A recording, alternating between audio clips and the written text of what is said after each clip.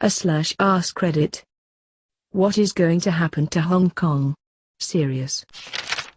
Hong Kong person here. People who can afford immigration will immigrate to other countries. Those who cannot will resist for as long as possible. Overall the odds are stacked against us. Edit, fix the grammar. Go here, wanna add a bit of my opinion. A lot who can afford to immigration will leave, but a lot of them are also staying to fight till we possibly can't. A lot of activists and artists had already stated that they're willing to stay and fight alongside everyone else. Aren't you taking a huge risk by getting on Reddit? From what I have heard, many apps and websites are blocked in China.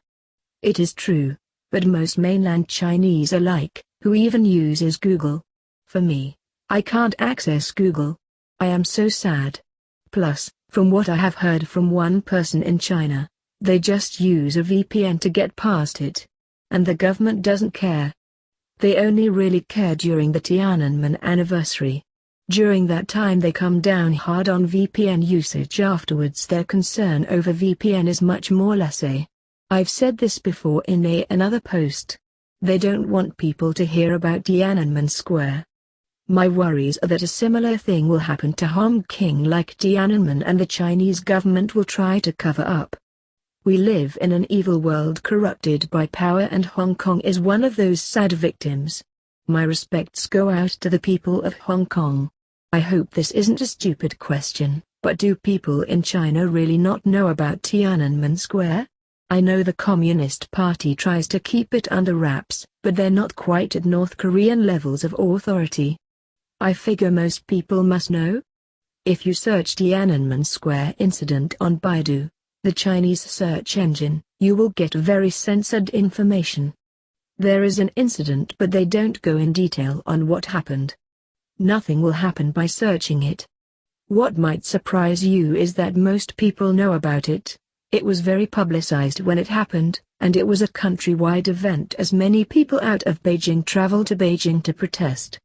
For example, if the US decides to shut down discussion on the 11th of September, they could, theoretically, close down all discussion about it, but it doesn't change whether I know about 9/11 or not. To some extent, you can even say the average Chinese citizen knows more about Tiananmen than the average person or the average American. I'm pretty sure most people in Reddit who bring it up don't know who was the president in charge, or why the protests happened, or what population mainly protested and what population resisted the protests, or name a leader of the protests, while a Chinese citizen would know at least a few answers to those questions. It's sad to say, but China will implement standard imperial policy. They will flood Hong Kong with mainland Chinese who are loyal to the CCP. They will make the environment extremely hostile for native Hong Kong population and those who hold Western ideals of democracy and freedom. They will either outright send them to re-education camps or make it extremely difficult for them to find work or access basic services like healthcare. Essentially, Hong Kong people will become second-class citizens. The social credit system will be the CCP's tool.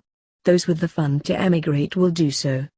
Those without the funds will be forced to move to mainland China, where they will be beaten into submission by peer pressure from their co-workers and neighbors. The West won't care because money talks. Doing business with China is more important than intervening to save Hong Kong. Please let me explain a bit with my poor English. Hope that you could know a bit more about the situation and how Hong Kongers think. Let's say the National Security Law, the CCP could do a lot of things to HK bypassing the local legislative council. Credits, some info sources from Stand News. The CCP could set up a new secret police branch in HK, of which the HK local government has no power to control or monitor them. The secret police could arrest or punish citizens opposed them. That means they could do what they want, searching people's house without permission. Imagine if a person was living alone, who would know if he or she was arrested secretly? 2. Prohibit behaviors claimingly harmful to national security, and regularly report to the CCP. The GZA will definitely do more about national security education. The teachers, textbooks or lessons may have to examine by the government before. In the past year, there were already teachers being fired/punished just because they had opinions on police brutality, or about the government. People have no right to express our opinions. We are worried about our next generation will be brainwashed. Our students have a subject general studies. Students have to learn about history, economic, news and so on, trained to have critical thinking. But now they said this is not good. They want to control what we think, to see what they want us to see, to learn what they want us to know. I don't know how will Hong Kongers become after 10 or 20 years. Hong Kong may become another city which totally different from now. We are scared. For me, I won't consider to have baby. I just couldn't imagine how they would grow up. This make me relates to the book 1984, by George Orwell. I know I'm a bit too pessimistic. Hope this long wordings won't scare you away. There are still other more rules about the national security law I haven't typed out. Hong Konger here. The news about the security law has been circulating around Reddit for a few days. As bad as the situation seems, I've been trying to tell people, there is hope. Whether Hong Kong can survive this depends on the international world. Help raise awareness and your government will have to do something about it. Boycott China goods so the businesses will have to move to elsewhere. Every bit will matter even if it's just simply keeping an eye on the situation. The international world is not going to risk war to defend one country, two systems. We're not even going to risk worsening a global recession to defend it. Especially now. Honestly, I'm surprised it's lasted as long as it has. No better history than China has of honoring its treaty commitments. I expected the tanks to have rolled in within a couple of years. The writing's been on the wall for Hong Kong since A. Other provinces got as wealthy and B. China joined the WTO. I expect a mass exodus any day now. God knows, I wouldn't want to live under the CCP. I've been wondering the same thing. I don't know what to do besides continue the conversation so the world won't forget they are still fighting and it's getting worse. Hong Konger will do whatever we could, for our freedom and rights. We need your support, we need global attention. Don't let our voice suppressed by CCP. What can we do? Hong Konger here. You can voice your support and convince others to sanction the hell out of China. That's the best way without a true war. China relies quite a lot on export. With this you can somewhat cripple the Chinese economy. You can also try not to buy products from PRC, which is something Hackers have been doing since the start of the protests. I honestly think they'll be silenced and nobody will do a thing about it. Africa and Europe get a lot of their trade wealth from China, so they won't stand up for Hong Kong because of their bank amounts. And America is too busy in fighting between the two political parties to do anything constructive, much less take on a nuclear world power alone. Also don't forget that America gets a lot of its trade wealth from China. Long answer from a Hong Konger here.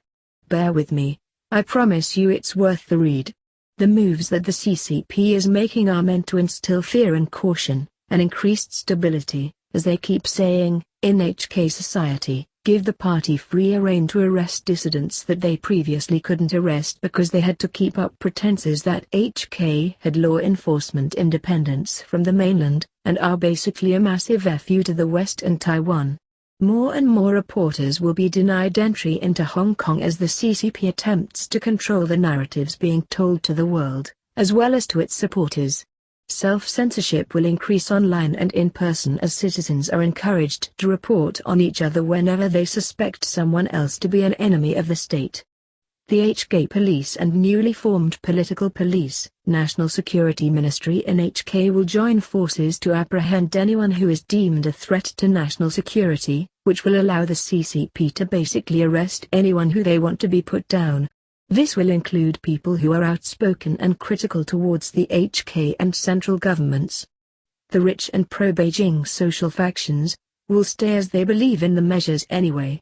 The rich, middle class, Unattached or pro-democracy social factions will begin to emigrate to other countries at an accelerated pace because they can and have assets to protect. Those who are defiant and brave will stay until they deem the situation untenable and leave.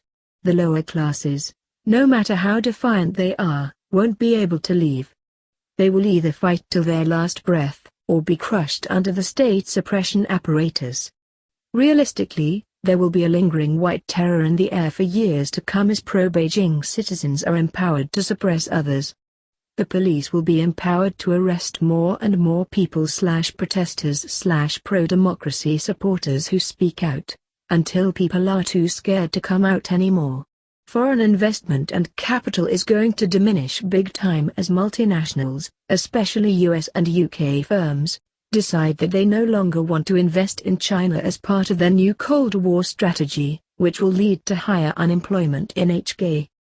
Our situation is going to keep deteriorating unless one of the following happens. 1. The collapse of the CCP in China, which to be fair, may lead to civil war and it'll be a shit show, but at least it'll present an opportunity for change. 2. Xi steps down willingly or is forced out, possibly around 2022, leading to a shift in national policy, which would likely lead to such high-pressure tactics on us being relieved, which his successor would do, because his number one job would be to alleviate tensions between China and the rest of the world. 3. China's economy is so weakened to the point that the CCP has no choice but to bend to the West's will with regards to trade and other affairs, meaning that HK will have to be opened back up eventually as a place for Western corporations and Chinese corporations to do business in. Until then, those that believe that HK's strengths lie in being a relatively neutral grounds for business, have no choice but to keep resisting, to show the world that the will of the people is not the same as that of communist China.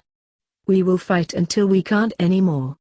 We are fearful and worried, but our spirit is strong, and that is why I'm optimistic that one day we will win. I am pleasantly surprised the protests have lasted so long.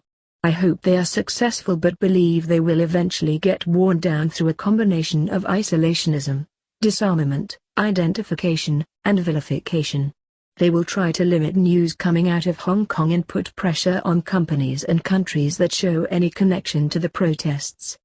Limiting anything the protesters use will become scarce.